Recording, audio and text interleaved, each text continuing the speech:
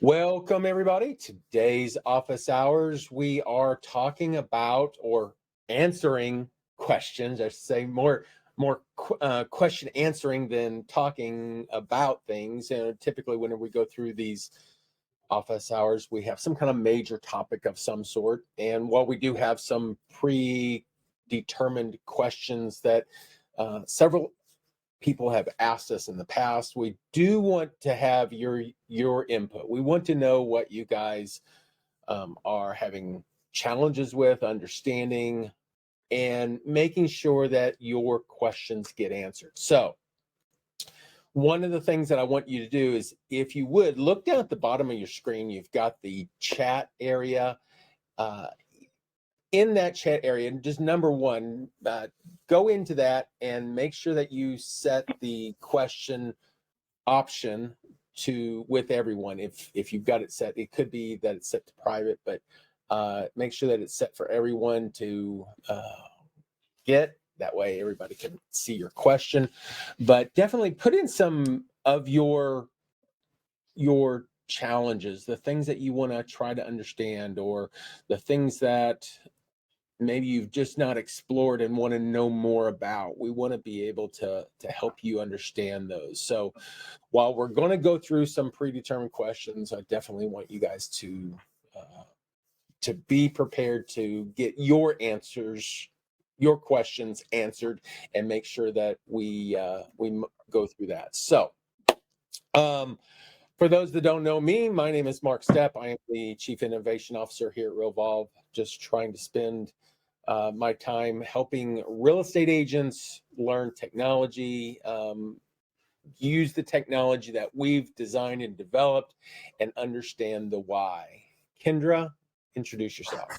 And my name is Kendra Rouse. I am in our premium services department. Myself and our team work with you to help you understand your processes and really systematize them and get them up and running inside of Realvolve in a way that compartmentalizes and really automates and systematizes your business so that you can work more efficiently.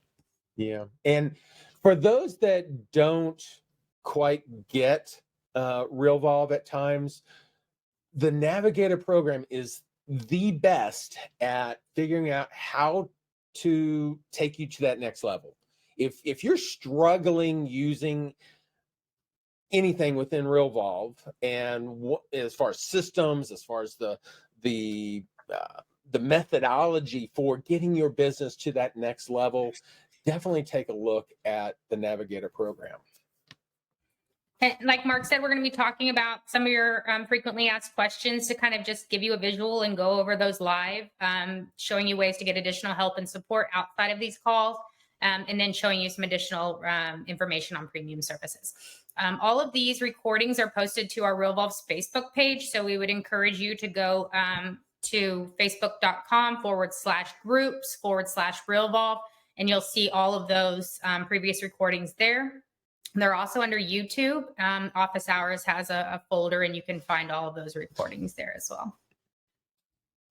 Absolutely.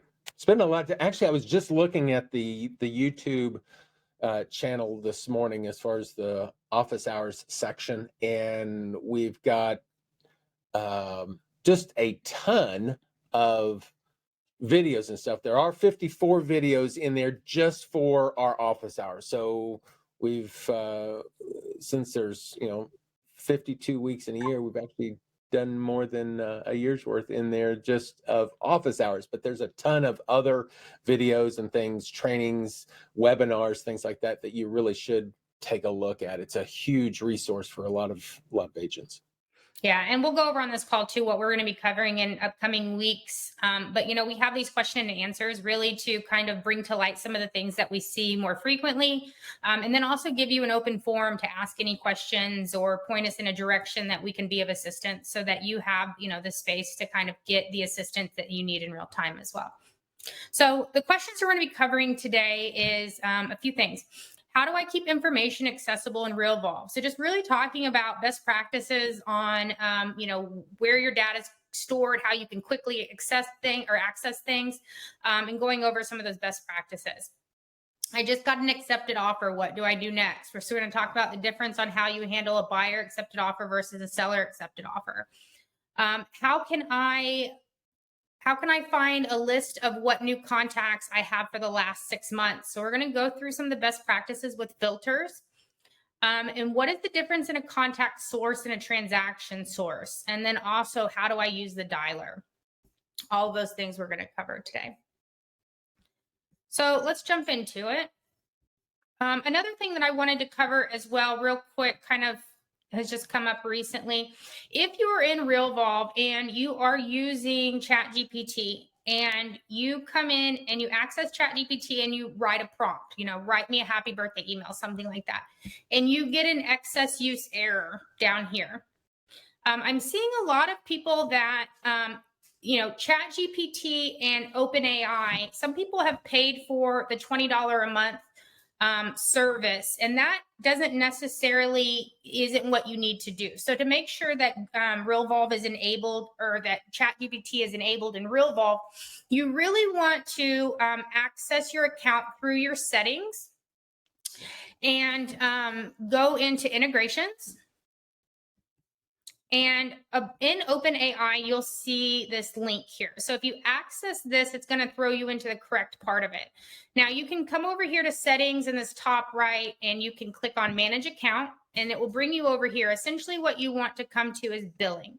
In billing overview, there's going to be this gray button here. If it says set up payment method, it means that ChatGPT does not have a card on file for you. What it's looking for is the pay per use option, not the $20 a month option, which I've used ChatGPT a lot and I've never come close to $20 a month.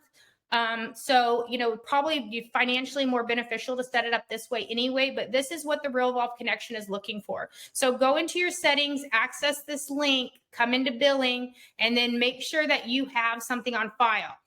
Once you put a credit card on file, your Realvolve account should work. Another helpful thing inside of ChatGPT over here on the left, they have some usage limits. And so if you wanted to come in and say, I really don't want to spend over $120 a month or something like that, you can also make those distinctions inside of your account. So definitely if you're having issues inside of Realvolve, it's probably because it wants a pay per use account set up. I do want to say on that hard limit, you could set a hard limit of $10 and not have a problem at all. I mean, I have used my account daily for the past several months, and I typically don't go over $5. I mean, it's a huge difference in what you pay for the actual OpenAI ChatGPT account versus, and what they do is they just go in and say, okay, for $20 you can get all you want basically, but you're not going to use all you want. It's like going to an all you can eat buffet. Just because you can eat, you don't really want to. So just be aware of that. And there are some functionality, some features within ChatGPT Plus that are worth the $20. Don't get me wrong. But just to do the generation of content is not an expensive proposition of what it does. So definitely put in a low amount if you want for that fixed amount. Yeah, for sure. So our first question, how do I keep important information accessible inside of Realvolve? So I want to point to a couple things. One, if you're in your dashboard, you're going to see right here notes and correspondence on the dashboard. This is a collection of everything that's really been going on in your account. It's one of the best ways to kind of get a quick overview if you're trying to see just a really high level of everything that's been coming in. It's a collection of notes, emails, text messages, phone logs, etc. It's not specific to accounts. It's not specific to people, properties, transactions. It's just a high level overview. Kind of similar to this bell icon over here. It's going to give you kind of like, these are the things that have been happening in your account. And then, what happened. And so at a very high level, these are where these things are stored. If for whatever reason you wanted to come in here and drill down a little bit and just say, I want to see all of my notes, I can click on and access notes, emails, text by clicking on these things. And you see how when I did that, it kind of drilled down. I can click again to release it, and kind of just see that. In terms of where I'm going to store important information, again, Realvolve puts things into buckets, typically contacts, properties, and transactions. And so, for a specific contact, in this case, I'm trying to manage the relationship with this individual. Okay. Typically, there's going to be things, especially when you're dealing with a high level or a high number of people, it's almost impossible to remember that Kendra has a dog named Fido, and all these other things that may help you really personalize that relationship and keep things at a personal level. One of the things that I'm a fan of is pinning notes. And so what I typically do, especially if somebody's looking for a property or they have a specific situation or I need to remind myself of something, I'm going to put their important things that I want to kind of see a synopsis of who they are. I'm going to pin a note at the top of their contact. And so if I come in here and I'm going to write the things, has a dog named Fido. Okay. Some people, I've even seen them put personality types. I don't know if this is a personality type, but we're going to go with it. So when I hit enter, this note is recorded. Okay. This could be beneficial as I'm going through my day. I talk to Kendra, she's going to want to look at property next week. I'll touch base, whatever. That is different than having a quick synopsis at the top, because what happens when I just hit enter is that note is going to shift itself down as other things happen. So if I email this person, if I text them, if I make a phone call, etc., this note is going to start pushing itself down because it's logged by time. And so what I want to do for anything that I need easily accessible is I'm going to click on this pin, and I can see that this has a pin here, and that's going to hold it at the top. I can pin more than one thing if I want, but typically my pin is I'm going to come here, and this is going to be my first. Let me get a quick overview of who this person is or what I need to kind of re-engage with them. So I think that this pinning option is super helpful. So you have the pinning option. Each property transaction and listing is kind of handled the same in terms of the ability to pin notes and store notes and correspondence. So the same way you may have a little synopsis of somebody's, individual traits or their things that you would need to remember about them. You can also do this for a property if it has extenuating circumstances that just wouldn't be normal, or if an admin would need to access something, maybe this person doesn't text. Or something like that, where if you just want to put a note in there and pin it, this is highly effective. So again, you're going to write your note and then make sure that you hit pin. Another thing, if when you hit enter, it saves the note. So if you need to do multiple lines, you can hold down shift and hit enter, and it will bring you to another line. So you have the ability to kind of do that as well. Any tips or tricks from you, Mark, on accessibility in Realvolve and accessing important information? Definitely the notes, pressing the shift or the control whenever you're entering the notes is a question I get a lot, and it's kind of an SAA standard, especially for Windows users. But as you start, hearing some echo. That's interesting. I think we've got a hot mic. Testing 1, 2. Actually, it must have been your mic is picking up my voice. Sorry about that. So, as far as the quick notes and putting in information, one thing that I do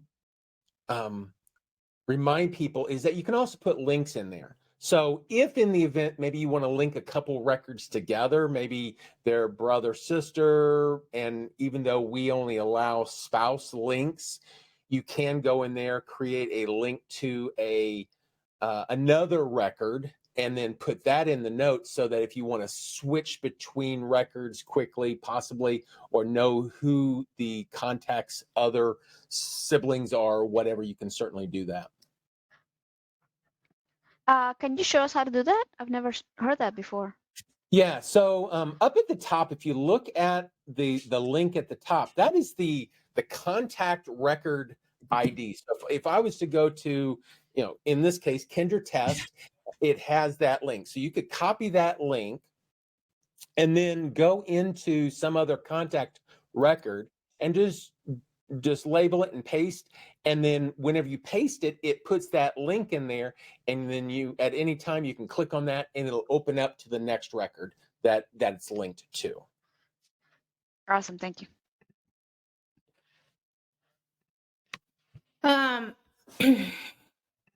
thing I'll point out too, in terms of things that I prefer or that I find super helpful. I'm a fan of storing people's social media links because I really think that, typically we have these periodic reminders to do contact touches, right? And I really think the success in, nurturing relationships is those personal touches. So whether it be through phone call, text, whatever, I really think that social media in these days is just, it's invaluable in terms of not only catching up easily on what that person's been doing, getting insight into their life, but also using that to just, communicate with them, send them a private message or wish them a happy birthday, things like that. If you store a Facebook link inside, or any of these social media links, inside of social links, and every contact record has, it doesn't like my link.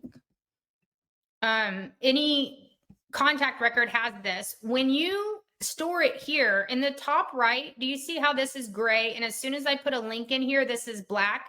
This shows me that I have a link for this person. So if I click on this, it's going to open up another tab and take me to Facebook and specifically to that person's page so that I can interact with them via social media. And so I can quickly see whether or not what information I have here. This goes the same for emails or messages, because if I didn't have this person's phone number, then this would not be black. So this kind of box up here, anything in dark, kind of shows me the things that I have easy access to. So next question we've got an accepted offer. What do I do next? Mark, my computer came unplugged. Do you mind taking this one for a second and I'll be right back? Sure. Thank you. Yeah, Mark, I have a question. Yeah, go ahead. So when you were showing the links, I know that, and correct me if I'm wrong, in Realvolve, under a company, you cannot put a list of contacts, like a group of people. Could you use that same idea as far as maybe having the contact for, or using the link for each person that's associated with that company in that note section? I don't see why you couldn't. Definitely, what I might see, the use there might be better if you were to make a separate note for each one and pin each one of them. The only reason why I'd say that is, as you lose people, trying to maintain that note might be a problem where you could just easily delete an individual note. But absolutely, unless there's just a ton of them. I do have on my list of enhancements, and something that I had in my old product was the ability to link contacts to contacts and what their relationship is beyond just a marriage relationship. So what we really ought to be doing is allowing you to say, okay, this is a brother sister, and then here's the link, and then have backlinks to each one of them. But adding the note in there definitely would be an option for each employee. Absolutely. Well, and the reason why I brought it up was because we were dealing with a new construction template, and we have the builder, and then you have different parties to that builder. So that's why I was asking. I know that Realvolve has the personal relationship, but I was referring more And on the title companies, and Yeah. we don't have that. They have several escrow officers. So sometimes we know the company name, but we don't actually know who the escrow officer will be until the end. So it'd be nice if we had the title company and then the link to that escrow officer once we build that out. Yeah. In most cases, and I know in that particular case, once you know that title company's escrow officer, putting them as a contact record and then also the company name is really the better way of doing that. So that way you can link individual officers to the party members of a transaction. Does that make sense? Yes. No, that makes perfect sense. But reasoning for doing this was because sometimes there's 4 different officers and then there's numerous assistants. So you don't know which assistants or officers will be assigned to that one closing. And I've had numerous closings with one title company and builder, but there's, I don't know, sometimes a dozen different ones that could be assigned depending on, I guess, whatever. I don't even know how they assign it. So sometimes I think it'd be easier because I know the title company, but I don't ultimately know who will be assigned to it at the, until Right. close to the end, Right. if that makes any sense. Yeah. So let me ask you a question, Andrea. Whenever you first go under contract or whenever you are trying to communicate with the escrow officer, are you communicating with like the company No. themselves, or are you waiting until No. they assign someone? Yeah. Okay. So what happens is the builder has their own, relationship with the title company. So a lot of times we don't even have that contact information. It's not in the contract. And so someone from that title company, if I've dealt with the builder before, I already know generally which title company they'll be using, but I don't know the escrow officer until really at the end. So it'll end up being assigned to a team or a name. And so it would be nice if I could just have, ABC Title Company, and it's a builder account, and then it'll have several different contact names under that. So Because you sometimes I'm can not gonna technically, remember and the way that we built, and specifically you and I are working together, the way that we built your workflows is that it can encompass those things that you don't quite know yet. And so let's take a few examples. So when you go under contract, let's talk about our opening email. Typically, we're going to send out an email to someone saying, "Hey, everybody, we have a new contract, yada yada." We try to send that email or CC everybody that could potentially be involved at that point. Okay. So title company, escrow, attorney, whatever, depending on how your state is set up. Okay. Let's say probably in that event, you may know who the title company is, but no escrow officer has been assigned. If we have put someone into title, and let's say inside the title company, there's 2 or 3 email addresses that, basically you could be communicating with. What you would do is, if we do not have a specific contact for that title company, then first name, last name would be ABC Title. In my company, I would still put ABC Title. And then under email, I could do work email, home email, other email. I could have several emails in there. And if I went to correspond with that particular contact, in this case, the title company, it would send an email to each one of those addresses. So that would be sufficient in that case. Now, when that escrow officer gets assigned, I'm going to go into my people tab and put that contact record of that escrow officer under escrow officer, and then they'll be picked up in communication. So maybe later on down the line, if I have another email that's going out and I'm trying to, touch base with title or attorney or, escrow or whoever, and it's going to several people, if at that point where escrow officer is known, they would be included in that communication. So Okay. it's just a matter of having a company record that is ABC escrow, and then having multiple contact records for the individual escrow officers. And then you could link them back in, like was asked earlier, the escrow officers are part of the company, and just put that as a link in the note if you wanted to, but you're selecting the appropriate. If you don't know the appropriate escrow officer, select the company. Once you do know the escrow officer, then change out your party member from just the company to the individual escrow officer, and that way the correspondence goes to that particular person versus the company that you haven't been assigned yet. Okay, perfect. Thank you. And another thing that I'm a fan of, so let's say that, Kendra Rouse wasn't Kendra Rouse, I'm ABC Title, okay? Or in this case, Realtor Co. I would put Realtor Co. up here if I did not have a specific point of contact, but I would also still fill out my company. And the reason for that is because this can be super helpful. Over here on the left in your global view, one of your drop downs is company. And so if I came up here and I wanted to see a list of people that worked at Realtor Co., I could do that.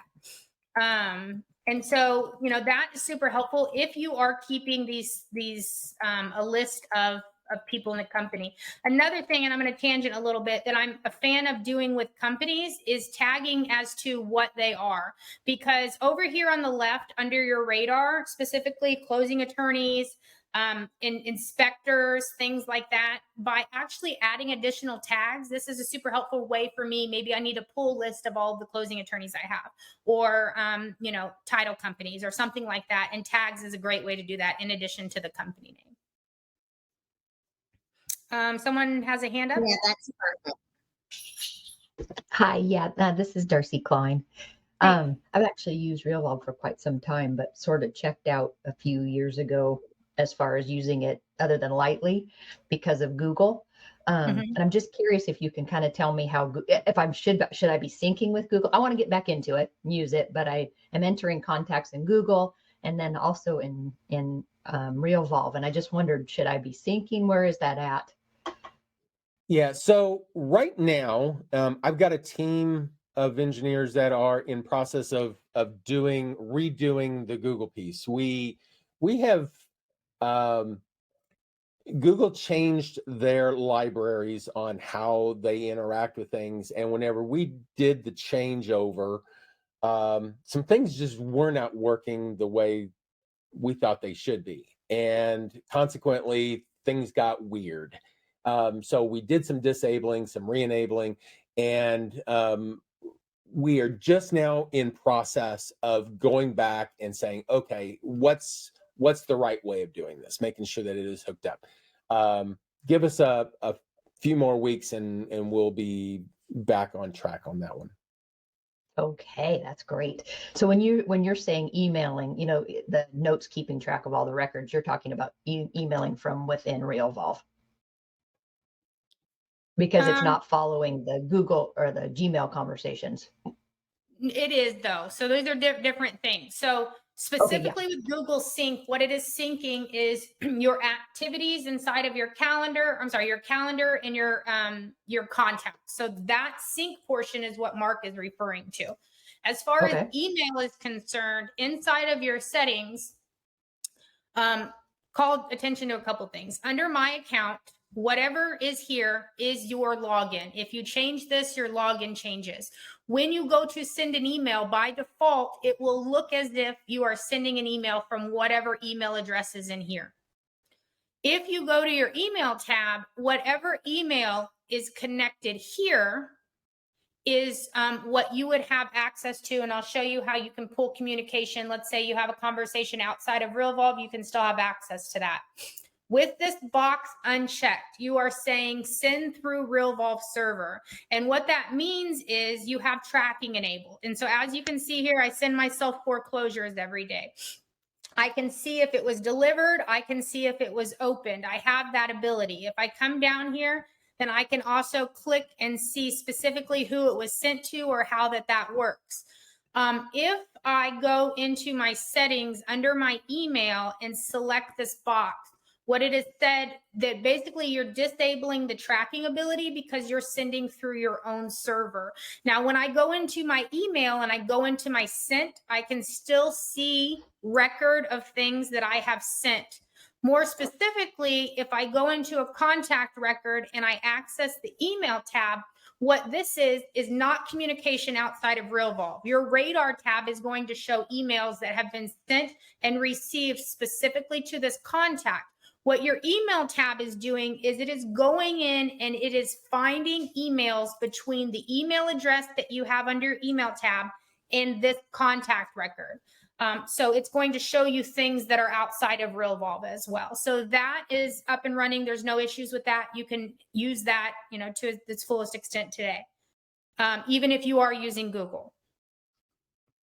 So synchronization, the word synchronization is a little bit of a ambiguous piece. We do synchronize, meaning we send data back and forth on the calendar. We if you put something in the calendar in Realvolve, it goes into the calendar in Google. If you put something into Realvolve into the contacts, it'll go to the contacts in Google. With email, it's really more of a viewing option and an integration. it's just a little bit different. And we do allow you to synchronize contacts and calendar different than your email account. So that email account that she just showed is a secondary or personal email account that we can send from within Realvolve. We have our own built-in sending process of emails. They will always show in the radar section.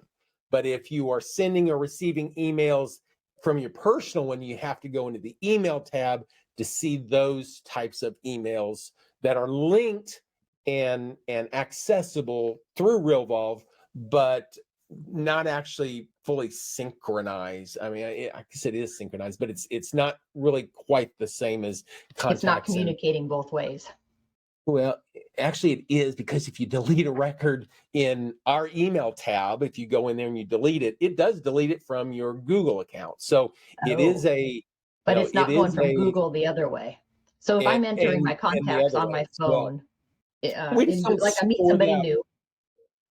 We just don't store the emails in our database. We're actually just storing them, letting it being stored in Google, but we reference them from within Realvolve. We'll say it that way. Where with syncing, we're actually storing the contact records. We're actually storing the calendar inside our database, which just makes it a little bit different. So yeah, and to answer your question about contacts, it's a one-way sync for specifically with contacts. It's a two-way sync with calendar. So if you add it in Google, it should be sending it over to Realvolve. Add it in Realvolve, should be sending it over to Google. With contacts, if you add a contact in Realvolve, the sync would enable it to be sent to Google Contacts. Yeah, we are working. We will make that a two-way optional sync here soon. Okay. So the two things that I am doing multiple tasking on right now. I meet somebody, I'm on my phone, I enter the contact information in Google. That can't get linked to Realvolve. That doesn't all sync. So, and that's one. And then if I'm sending an email from Realvolve, it uses the Realvolve email address. So then it often goes to junk mail, and if they're not looking for it. Yeah, go ahead, Mark. Yeah, there's a couple things there. Number one is, if you're adding records to Google, the question might be, could you use our mobile app and just add it using our mobile app? That way it would go into Realvolve and then it would immediately go into Google and you wouldn't have the double entry. So that's one thing.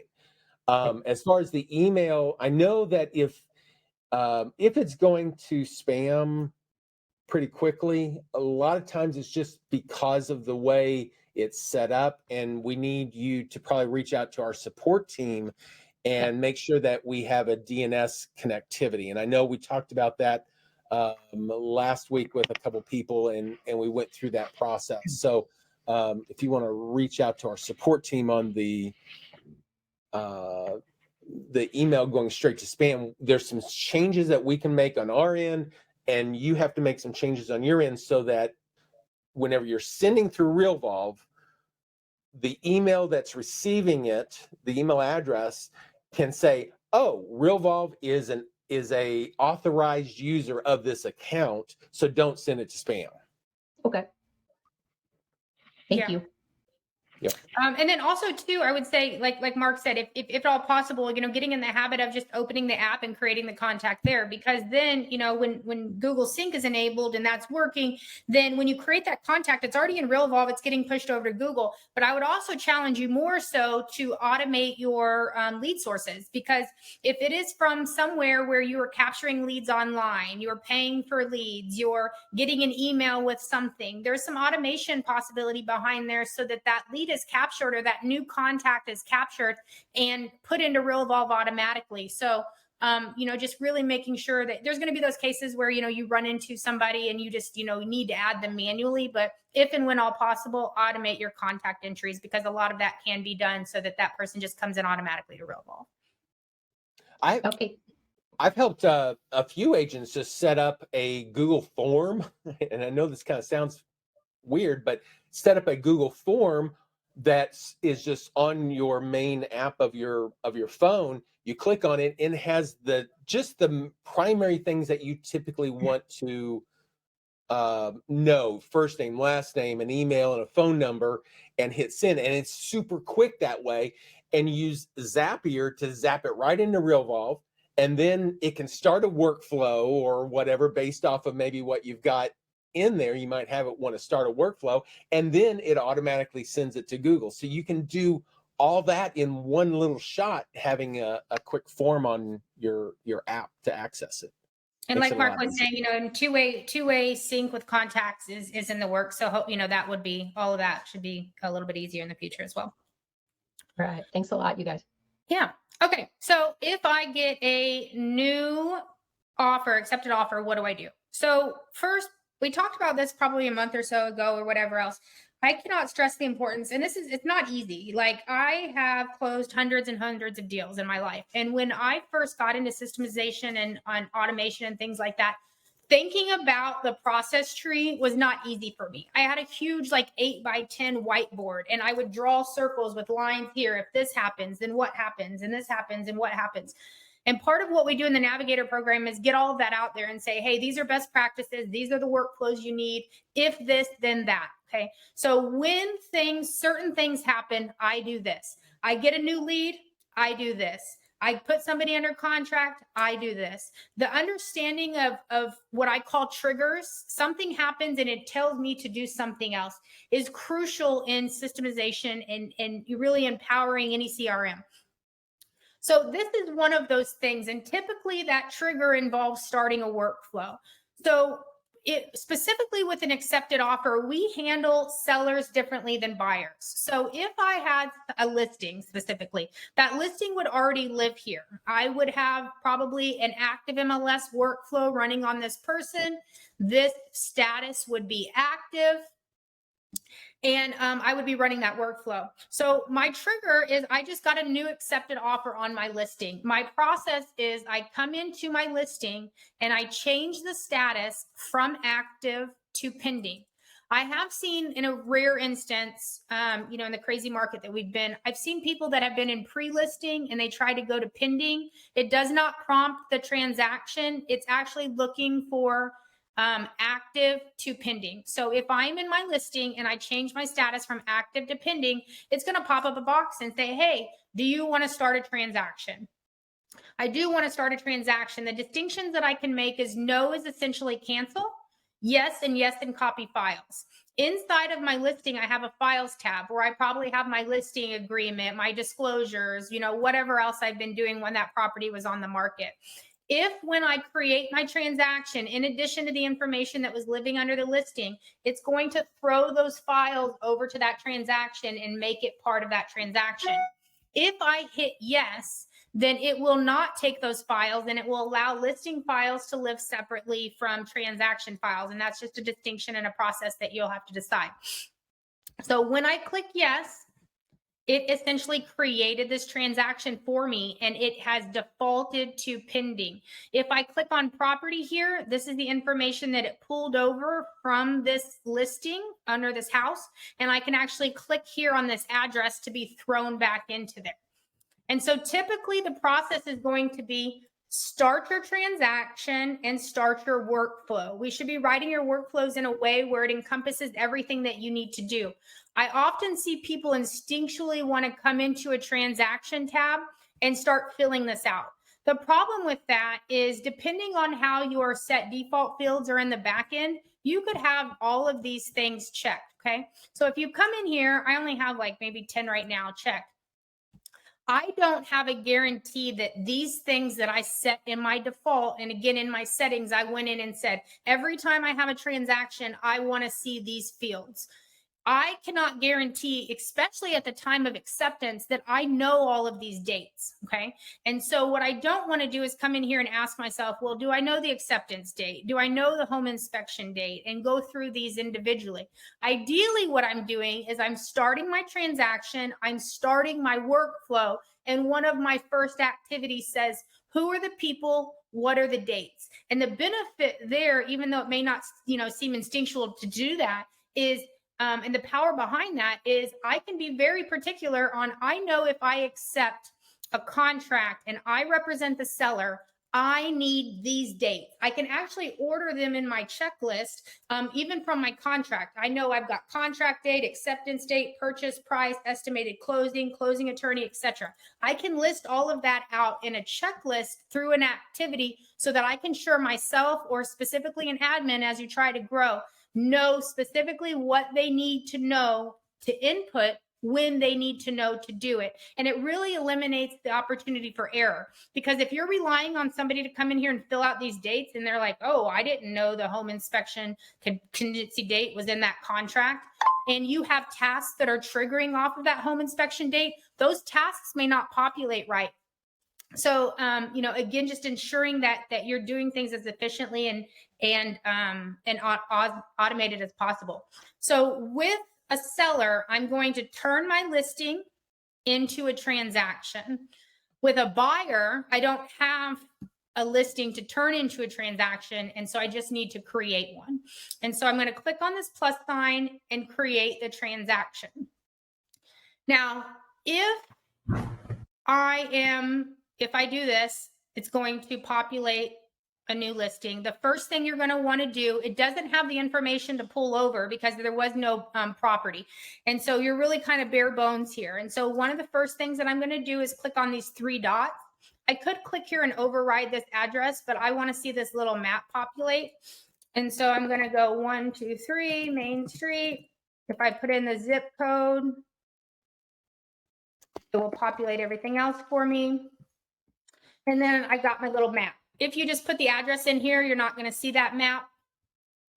And then again, I'm going to start my workflow. So just really having a high level understanding of what I'm doing and what's triggering that. But every time the process is pretty simple. If you get a new accepted offer, you are ensuring the transaction is created by either switching your listing over to a transaction or creating it for a buyer. And then you're starting your contract to close workflow that should walk you through all the information that you need. Even the information up here, sales price, closing date, things like that, those can be brought into activities so that they're asked for at the right time. Like when I go under contract, I should know these dates, and my activity is specifically saying at this time, 0 days after acceptance, I should know this information. Give me that information so that I can store it into the system. Yeah, it's real key. It's really important for you to know the dates and know the people. And different situations means you're going to need different dates, different people. So by setting that up, as opposed to putting that in your defaults, setting that up in a workflow and saying in a checklist, these are the dates, these are the people. Whenever you add information into those, it automatically creates them, the dates and the people into the account for you. So you don't have to have a whole bunch of ambiguous dates and stuff in there that you don't use. You can see the ones that you use, but that checklist makes sure that you don't let things fall through the cracks. Mm-hmm. And one more thing that I'll add into this is kind of the full circle on how this would work. Ideally, I'm running a contract to close workflow. I ran through all of my activities. On the day of closing, I have a task that says, go put that buyer or seller client on a long-term nurture campaign so that they stay inside of a loop and I don't lose touch with them. In the event that you have a transaction that falls through, you're going to stop this workflow, and I would probably be running a canceled transaction workflow that has a list of 5 or 6 things that I need to do every single time a listing gets canceled. One of those things is going into fell through or terminated. I'm going to go back to my property that is now pending, put it back in active status, and rerun my active MLS workflow. Now, if I go under contract again, I get this question a lot. Do I reuse my transaction? I do not. The reason you're reusing your listing is because that information is still the same. The seller is the same. The listing agreement is the same. The terms of that deal are still the same. So you can reuse it. However, if you go back under contract, the other agent has changed, the opposite party has changed, the title has changed, the information about that deal has changed. So the problem with overriding a previously written transaction is that you're deleting record of something you previously did. And should you ever need that, then I would leave it there. So I'm creating a new active depending, going back into a transaction, and I may have 2 or 3 deals with the same address, but that may happen anyway, because maybe one time you listed that address, maybe another time you were the buyer's agent. Over the years, you may have multiple interactions with a specific address. So it's okay to have, multiple closed or pending or, terminated if you've done multiple deals with that specific address. And you just want that historical information. You want to be able to say, well, what closing company did I use back then, for whatever reason or whatever. So, making sure that you have that historical information was in the design of that, so that you can use it even for, legal issues in the event that you guys have to defend anything. Yeah. Hey, Kendra, question. Yeah. If we populated the address without the 3 dots and we don't have the map, is there a way to go back and do that, correct that? Or is it just hit the 3 dots again? Just fill it in again. Hit the 3 okay, dots. because I'm not seeing the 3 dots available on the ones that I've already created. Okay, I'll take a look at your account, but you should have them. Okay. I'll take a look at your account. And again, it's populating this. And the other thing too is, the difference is if you're in your merge fields. Okay. So if you're working in our navigator program, our navigators know this, anything else, there is a difference in our merge fields from address and then your ability to pull in things. So like, I'm very particular, like in my address, and I know Elias, you are too. Elias just like street number and street name. He doesn't want to pull in the city, state, zip code, all of the address. He wants to say new accepted offer on 123 Main Street and have the ability to make that distinction and not pull in that full address. Without filling in these 3 dots, all it has is this one line, and you only have the ability to pull in the full address. So filling this out also gives you the ability to use those additional merge fields so that you can be more specific if you're super picky like that. Okay, so next question is, how do I find a list of the contacts that I have for the last 6 months? Sorry, I had a question before we leave the transaction workflow. Yeah. So actually I have 2 challenges. One, when I wasn't a navigator problem, I had created a contract to close for a seller. And when I was completely done with it, I had done so much customization that it was easier for me to create a copy for the buyer transaction to close workflow. And I edited the parties and the templates and all that. But there's one thing that it seems to be in the background that I cannot figure out how to change. When the transaction closes, the purchase sell date, if I'm saying that correctly, auto-populates to the closing date. So it's saying sale date because it thinks it's a seller, but in reality it was a buyer. Does that make sense? So now basically I have 2 dates. If you look at a contact, if I can explain it better. So when you're in the radar tab and you go to personal dates, the sell date and the purchase date populate with the same date, which is the closing date. They're under the personal section. Details. Yeah. So whenever you purchase, if you're the seller, it should fill the purchase, the sale date, and if you're the buyer, it should deal with the purchase date. So I think it may be a matter of making sure that the people tab is set up correctly. I'd almost say for your particular situation, we probably need to look at the actual workflow. An example okay. Yeah. If you want to send some of that details to our support team, we can take a look at that. Okay. All right. I'll test it again because I came across it and I thought maybe it's because I copied an original seller workflow that maybe there was some setting in the background that just sends that information. Whenever you close, you set a transaction from pending to closed. At that point, it takes the closing date and puts it into the appropriate either home purchase or home sale date field of the buyer and the seller. So it should be based on the people role inside the Correct. transaction. Okay. Correct. All right. I'll Yes. double check it. If I come across it again, I'll take screenshots. And second, I know the development team has been working on this for several months, but the HOA approval date always populates to the date that I launched the workflow, not the day that I put in. And I don't know if there's any update on that, because every time I launch a transaction workflow, it messes me up every time. Yeah, that shouldn't be happening. I'm assuming you have an open ticket for that. Yeah, they've been working on this since like April. I'm not familiar with that one myself. I'm not either, but I made a note of your name and I'll go in there and look at what open tickets you have and touch base with you on that. That shouldn't be Yeah. doing that. It always overrides. Let's say I put the date, I launched the workflow today, and one of my merge fields is approval date. I put, let's just say, September 1st. If I come back later, it will have July 12th. It Oh, it's overrides with the changing the current date date. on you. Mhm. Okay. Yeah, we definitely we'll take a look at that and get back to you. It shouldn't be here. So, first off, what country are you in? I'm in Florida. You're in Florida. Okay, just want to make sure. The reason why I asked that is Canadians will put in depending on where you're at, you'll put in month, day, year.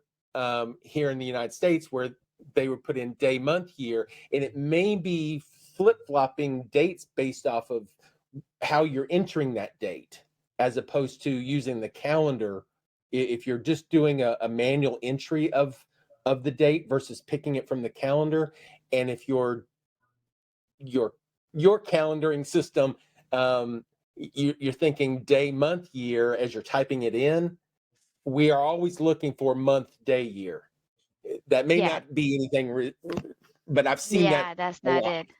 I've seen. And Okay. even if you go to the transaction and you go to the transaction tab and I manually change the date again, it just it doesn't, it never, it always rewrites it to the current date. Okay.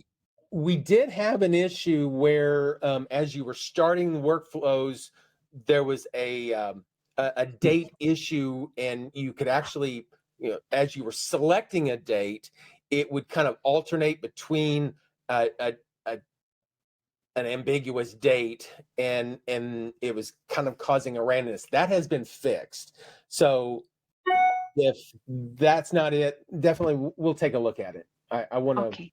I need to look at your particular situation to really answer that. Probably. Yeah. Okay, Good thanks. question. Good question. Thank you for asking. Thank you. Okay, so I know we're short on time. I'm going to go over one more thing and then leave some room for some questions, because like I said, we really want to leave these open to address certain things that you guys want to cover. Something that I would suggest, or kind of optimize your use of the system, is having the ability, and again the question comes back, how do I find a list of people that have come into the system or new contacts that I have in a certain time period? And so inside of your contacts, if you click on your contacts, it will default under filters to all contacts. I can select this drop down and click create new filter. Anything under here is recently used. I also have saved filters, but if I want to create a new one, I'm going to click create new filter. And specifically, I'm going to come down here to date. And under date, I have all of these things that I can kind of filter for. So maybe I wanted to pull a list of people with a home purchase anniversary this month or this week or whatever. But in this use case, I'm going to do entry date. And so if I come in, this is going to tell me the people that have come in to the system in a certain time period. So I'm going to use this calendar, and I'm going to come down and I'm going to select the dates that I want. In this case, I've said, show me everybody that has been entered in the system since June 1st. And when I did that, my contacts narrowed down to 8. And so what I can do then is access and see that these are the people that have come in. Now, I'd also suggest using this, especially for tracking, especially if you're a team. One of the upcoming things that we're going to be talking about is how to build a team. So I think especially super important when you're building a team is your ability to oversee and track and get the information that you need out of your database. So I'm really a fan of having the ability to do my entry date, and then also break down my stage and status. So I know if all of my new leads come in as suspect, I can see that. And again, in my world, a suspect is a person that has come in but has not had contact with them yet. So by one click here, I can say quickly, I have had 8 contacts come into the database since June 1st. 6 of them, my team has not been able to make contact with. If I have defined my prospect as somebody that they have made contact with, or, however I've defined these buckets, then I can quickly come in here and see how is my team funneling these. And so by clicking on all of these, I can see that only 6 of these have suspect. That means that 2 of them don't have any status at all. And so if I'm defining my bucket and my process on how I funnel leads, then this is a super helpful way to kind of see what has or hasn't been done and pull a list of things that have come in. The other thing on that is the order. So if you can save that, or just do view all for a second. Just go ahead and click on, I'm sorry. Like get out of here? Remove the filter. Yeah, just go to the view all in the filter. Clear the filter and to view all the contacts. Okay, so right below that filters is the sort by. If you choose the entry date and descending, that's going to show you, if you click view all, now on the far right-hand side, you can see the entry date order descending. So the newest to the oldest. So you can get a quick look at all the people that did come in and who are the most recent. By doing it descending order, the most recent is always at the top. So you could do your filters and at the same time do your entry date as the sort order and be able to get a little bit more information. You might even want to say, well, instead of the entry date, I want to use the most recently updated order. So you know which contacts have been touched in some form or fashion. Yep. Awesome. There's a lot of great capabilities there with the filtering in terms of tracking or just getting, narrowing down the information you need. We talked a little bit about premium services today. You're not alone if there's no shortage of things that you can do for your business or build out. So if you need help, we have, different programs. Go at your own pace, a 3-month program, a 6-month program. So definitely reach out to us, sales at Realvolve, if you have questions on that. Coming up on office hours, we're going to be talking about building a team. We touched on that a little bit. Leveling up your contract to close process. So we're going to be going over some of those things that I think really help, superpower that workflow. Setting yourself up for success. So what are the things that I should be doing best practice at a minimum, whether I'm getting set up or just best practices? And then how can we celebrate holidays in Realvolve? Those are things we're going to be talking about in the next coming weeks. When you're logged into Realvolve, pay attention at the bottom. You've got your how do I, submit a support ticket, help, and contact us.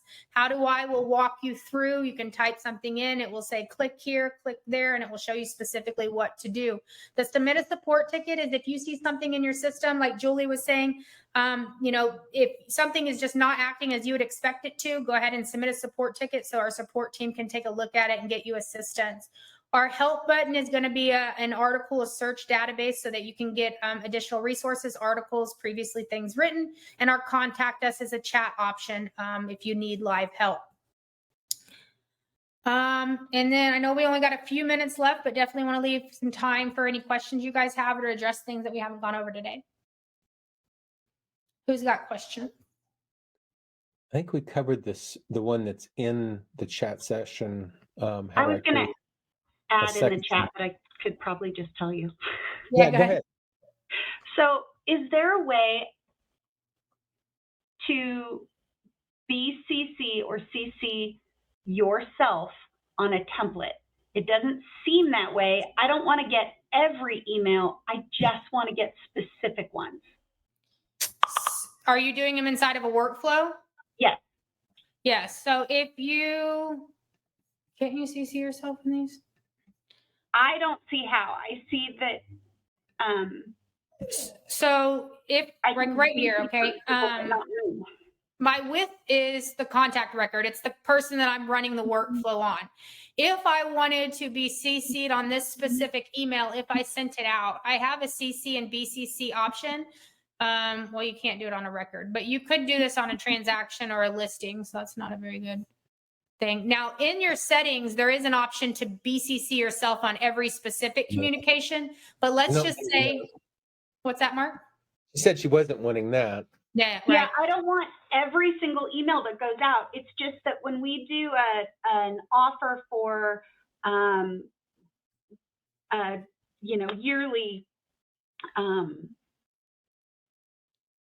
sorry, my brain's already on to the next thing. When I'm offering something up, I'd like to have my boss CC'd on it so that he knows it went out, and he's getting a note to call them the next day, but he can go into that email and look at it.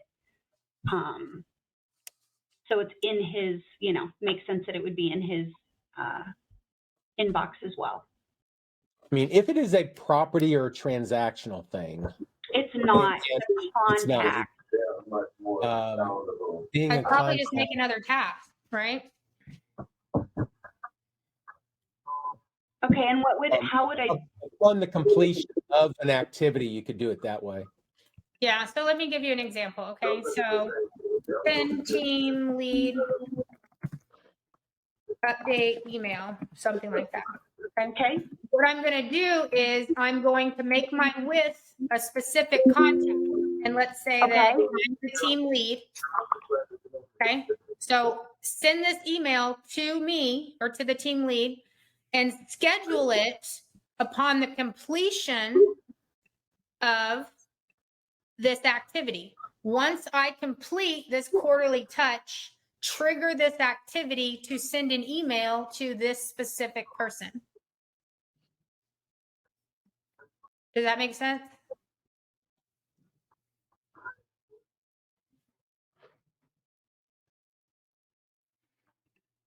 And then in my email, I could send update email. I could even make it automatic if I want, manual or automatic email. And I would just choose whatever email I wanted it to be. So what I've done there is said, once I complete this other activity, create an activity that sends the team lead an update email. Questions on that? Take that as a no. Who's asking that? Was that Nicole that was asking that? I'm not sure. I think you're Yeah, muted, right? sorry, I went off. So if I send you, Kendra, I'm going to do a CMA for you, and I send you a nice email that says I'm offering up a CMA yearly review for you.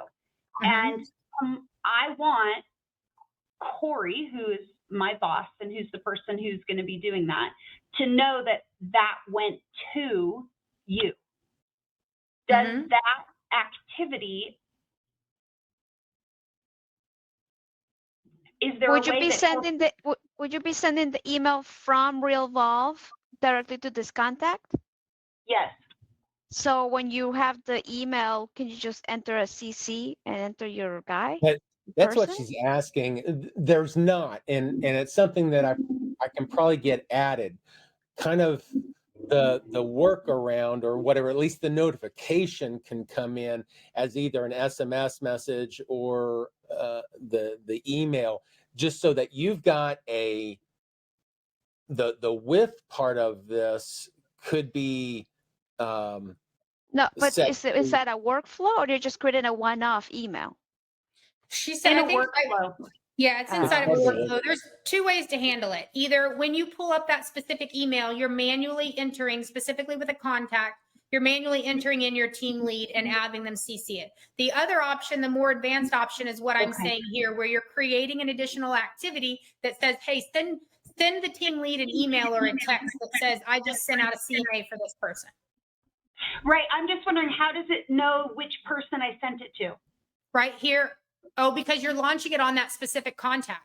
Like, okay, so all right. That was what I was missing. The workflow contact is the contact. Okay. You've really got two contacts. You've got the with. It can be somebody other than the workflow contact, so you can specify that. But there's always going to be a workflow contact, meaning who did I start this workflow on? Okay, I'm going to go with this, and we're going to give this a try. But yeah, Mark, if that, I mean, it would be really nice to just on, specific templates be able to BC yourself. I Because agree with you. often it's an admin doing this stuff, and they want to make sure they know what's going on. Yeah, and the contacts are handled differently than the properties and the transactions. In the property and transaction, you have a lot more control under your action to use this BCC and options. So as you can see here, by role, we can pull in other things so that if a transaction coordinator is doing things, they can loop in their internal agent. So here, the buyer agent would get the same email that the lender, seller agent too, things like that. So on listings and transactions, definitely use those roles, but on contacts, either manually do it or write that process into your. I'm going to try the process. Thank you. Yeah, of course. Any other questions? Do we have anything else in chat, Mark? Let's see. I switched there.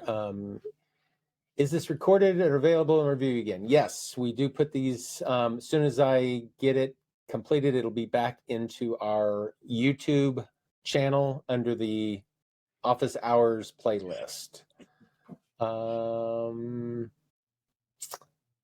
Do I have physically upload a flyer to go out of a mass email? So how do I physically upload? So if you've got a flyer, a PDF of some sort, I'm assuming you've got some kind of something, or I guess it could be an HTML flyer as a mass email. So go to email. I want to do two different things and show them.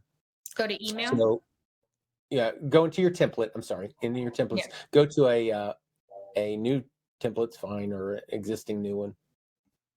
There we go. So let's say you're creating a flyer and you created it in some other application. It's fancy HTML. Okay, you can go to the HTML design section and copy the HTML, and we've got this source button. The source button allows you to get to the source of our template, and you could just remove everything that's there and then just paste it in there. If it's a PDF, then you can create it as an attachment. It's not something that you would embed, but you can click an attachment, and you can choose the file as part of the template to always have an outbound attachment. So you can upload a file right from there. So you can choose it and upload it, and then select it, and it'll be part of this template. You can do the same type of thing for contracts. Maybe you've got some kind of email that you're sending out to your sellers saying, "Hey, just wanted to show you what the contract looks like," or whatever. You can have it preload the listing contract. You can have it preload, whatever, and send that. Every time that template gets sent out, it automatically has one or more attachments built in. So if it's HTML, you can put it in as the source. If it's an attachment, you would do it as an attachment. Now, if you're in this email here, and let's say you go through, you select all your names, you can click on the email button. In here, then we can select our flyer, whatever it is, newsletter. And then you're in edit mode right here. So maybe you've not pre-assigned the PDF, but you want to go ahead and add it. At this point, you can go up to the attachment section, just like you did on the template, select it, upload, choose file, and upload it. And then once you've uploaded it, send the message, then it'll include that PDF for everything. Yeah, and you can also take any template and turn it into a PDF if you're doing mailers as well, or something like that. Does that answer your question?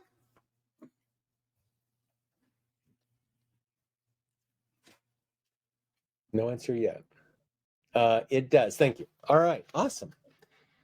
All right, we're running out of time. We're actually way over time compared to what we normally do. I'm available if you guys have more. It's not that I have to leave any time, but definitely want to observe and make sure that we don't waste your time. So any other questions? Thank you very much. Yeah, thanks everybody for joining today. We'll see you guys next week. Have a good one. Talk to you later. Bye. Bye.